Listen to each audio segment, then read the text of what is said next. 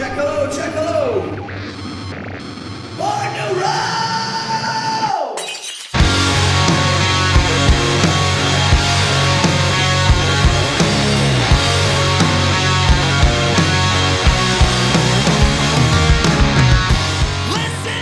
Hello out there. We're on the air. It's Born to Roam today. It's Luke Nil broadcasting from my attic, and I hope that this finds you well and that you're safe during this most boring of apocalypses.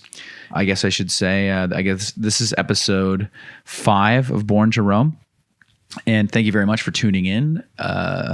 Having a very fun time doing this. I'm really pleasantly surprised by the preliminary response to this whole thing. Very happy that people seem to be digging it. So let's get into it. Obviously, the coronavirus is a thing, and I'm sure you're tired of hearing about it. So we'll try and keep it light on that. We've just kind of been, I think it's pretty public knowledge that we as a band live together in the same house at an undisclosed location in the Hollywood Hills. No, we live in Hamilton, but that has afforded us some special, I wouldn't say advantages, but I would say some opportunities in this time because we're able to do stuff like this all together. For that, I think we all feel very fortunate that we can keep working during a time when a lot of people are, unfortunately left trying to figure out what the next step is because, there's not a whole lot of concrete answers out there about anything. The only reason I'm saying that is just to double down on the fact that we have a lot of new stuff coming in the way of both our signature acerbic, sarcastic, bombastic content, and we got new music coming. So we're very excited about that. I'll get into that more. But right off the top, I'd just like to ask you, how is your apocalypse going? Is everybody okay out there?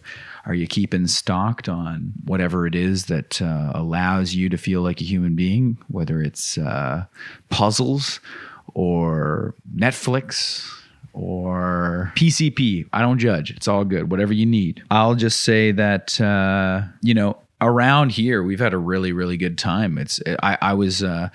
to be honest with you, being all locked together, and I was kind of nervous about how that would affect our, relationships and how that would all work out for everyone. But honestly, we've been getting along just swimmingly. And it's also an added wonderful thing that we're living with Brett from the Glorious Sons, who's just a beautiful human being and a very cool guy. So we're having a good time joking around and playing guitars together. And speaking of which, we all obviously crushed Tiger King as soon as it came out. We watched it all in one night. And we learned I saw a tiger the next day.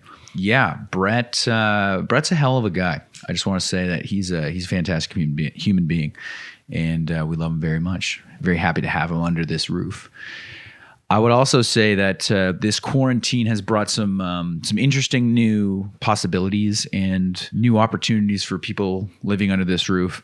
One of them being Mr. Kyle Fisher. Mr. Kyle Fisher has blossomed into the master chef of the house. Prior to this whole pandemic, I'd only really ever seen Kyle make eggs, or about once every 6 months, he'd make a giant chili that would last a very long time before it was gone, maybe to a questionable point of expiration. But I digress. Since the quarantine, Kyle's like Gordon fucking Ramsey. He's made a bunch of curries, some dynamite curries.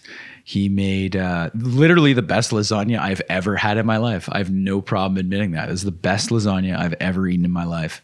It was a sad day when the last piece was eaten because I just hated to see that thing go. It was a beautiful thing while we had it. And most recently, Kyle really swung for the fences, and he made some sort of I like to call it Kid Kyle's quarantine gumbo. It was a giant gumbo which contained crab legs and shrimp and chicken. I got to just say some other unidentifiable things. As I was eating it, and it was delicious, I just kind of thought to myself that, a gumbo, which has, I guess, things from the land, sea, and air within it, is kind of like a showcase of man's dominance over the animal kingdom. I don't know why. I just wanted to relegate that to you guys. Gumbos. Good time. So next, I think Kyle wants to do some sort of, I don't know. I think we're going to go for ribs. So we're doing a lot of cooking. Cooking's great because before we would just, we got used to being on tour. And when you're on tour, you don't do any cooking. And so when you get home, you bring a lot of bad habits with you and you just go out, just get takeout all the time because you're just lazy. But cooking's fun. And I think it's a really good skill. I've been enjoying the cooking myself too, but once Kyle established kitchen dominance, I backed off and just let him do it all because he's really good at it. And I like to see the boy shine. The house has more mice now than I think it ever has. There are a lot of mice in the house. We were using glue traps initially, but that got too gruesome. I'll spare you the details. But Brett actually tried to invent a new form of humane mousetrap, which consisted of a glass cup, which was leaning up on its side with peanut butter inside of it, and it being held up by a nail. And unfortunately, we did a test, and all of the mice preferred the glue traps rather than Brett's humane trap. So try as he might to give them a fighting chance, they chose death over that. So it was a good try, though. I can hear them in the morning, especially above my head, which is really annoying. But hey, every little soul must shine. But I am still going to kill every single one of them. Moving on. Speaking of death, John Prine just passed away, and he was very important to our band, and he was one of my kind of earliest musical recollections. I remember riding around in our childhood car. Well, the car that my parents had when I was a child, I should clarify. And there was one tape cassette that was blue cover with a man dressed all in denim with aviator sunglasses lying in the back of a car smoking a cigarette with his cowboy boots up on the windows. And I thought it was the coolest cover ever. And it was called Sweet Revenge by John Prine. I remember my dad blasting that all the time. And I kind of forgot about that album until about early 2017 when we were starting to get together the master volume material. And I just kind of discovered it on Spotify. I saw the cover again and I instantly clicked it because I was like, I remember that when I was a kid. So I fell in love with John Prine at an age when I could really appreciate the depth of his work. And I like all different kinds of songwriters, but John Prine was a very special talent who could distill extremely complex and universal human emotions with a very blue-collar turn of phrase, which is an incredibly special talent that very few people can do. And he is my songwriting hero, and he always will be. Songs like Sweet Revenge, the title track off the album, Please Don't Bury Me is hilarious, and Christmas in Prison, Dear Abby, all those songs off Sweet Revenge are awesome. And then his older stuff like Paradise and Sam Stone and his kind of more recent stuff. He released an album in 2018 that's an amazing album. Like, how many artists can have such a great late career album as he did? It's a very small amount of people. And his newest album was called The Tree of Forgiveness, and it has a song on it called When I Get to Heaven, and it's one of the greatest songs I've ever heard. The chorus is, "'Cause then I'm going to get a cocktail, vodka and ginger ale. Then I'm going to smoke a cigarette that's 9 miles long," which is a hilarious fucking lyric. And John Prine was full of those really funny lyrics, and he dealt with death in a very humorous way. And by all accounts, by everyone that knew him and met him, he was just the salt of the earth type, lovely, lovely man. And I luckily, very, very fortunately, got to drive down to Kentucky with my dad, who introduced me to John Prine when I was a little kid, and we drove down in between the touring cycle of Master Volume, and we saw John Prine in Kentucky, and it was one of the best times of my adult life so far. He opened with Paradise, and I was in line grabbing those gigantic beers that you can only get in the United States, and I was like, "Fuck, I missed Paradise!" And then at the very end, he played it again, so. It worked out great, but that was a beautiful, beautiful trip with my dad, and many a beer got crushed. It was a good time. And then also, very fortunately, I got to see him later that year when he played at George Stroumboulopoulos' house, and that was an incredible experience. The full video of that is on YouTube, and it's really, really cool because there was a lineup outside before it of people who had been invited to it, and it was just amazing to see how many talented Canadian musicians and songwriters were made up that crew of people. It was like Blue Rodeo and Gordon Lightfoot. And the list, the group of people was just amazing, and a lot of my friends were there too. And we sat in George's living room and watched John Prine sing like 3 feet away from Gordon Lightfoot, who was, I guess, really good friends with John Prine, and they were basically having conversations about songwriting in and amongst him playing songs. It was just an amazing thing to get to witness. And the very last song he played, the last song I ever saw John Prine sing was When I Get to Heaven, and they passed out a kazoo to every single person in the house, and every single person got a kazoo. And on the recording of the song during the bridge, there's a kazoo.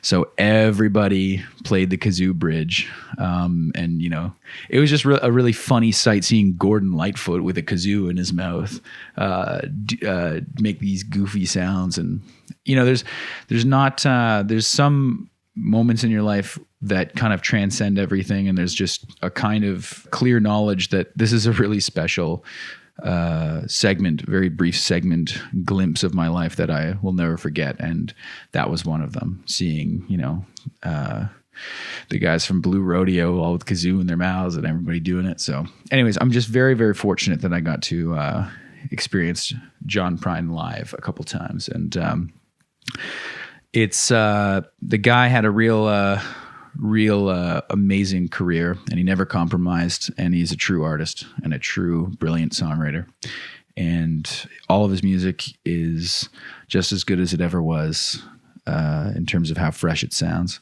So give him a spin if you're ever feeling down and you want to feel like you need somebody to connect with.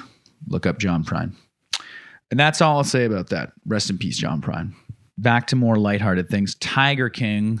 I'm not sure exactly how pertinent this will be in terms of when it comes out. It seems that the Tiger King hysteria has died down a little bit, but I gotta say that's my favorite show I've ever seen. It's the best show, most entertaining show I've ever seen. It encapsulates the best, most ridiculous elements of Trailer Park Boys, the Fire Music Festival documentary. I think equally as good as the actual show is the quality of Tiger King memes directly after the show. There's still some really good ones coming out, but anyways, we really enjoyed that show. Yeah, I'd like to just kind of circle back and talk a little bit about new music. So I've mentioned before that on one of the previous episodes that we were basically gearing up to do some new music, and essentially we were recording, and we were about 3/4 of the way done recording when the pandemic really geared up. And like all responsible citizens, we were forced to abandon our plans and basically cease what we were doing. But in and amongst that, we were basically provided with an opportunity to continue because we've been doing it remotely, which has been really exciting.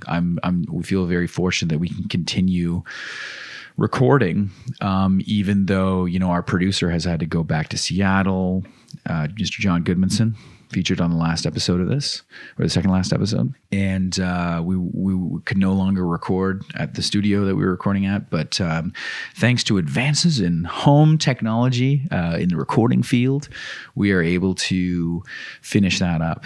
And basically what I had kind of planned on doing I'd plan on doing about a week of guitars, and that had to be condensed down into 2 days.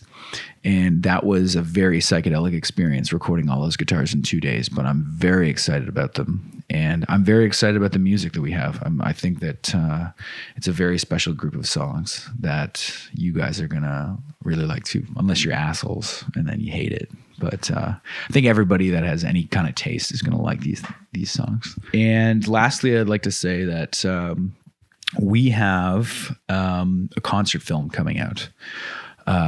Somewhat of a farewell, a love letter to the Master Volume album and touring cycle, and the amount of growth and progress that we made with that album and album cycle, and the response from all of you to those songs and to the shows.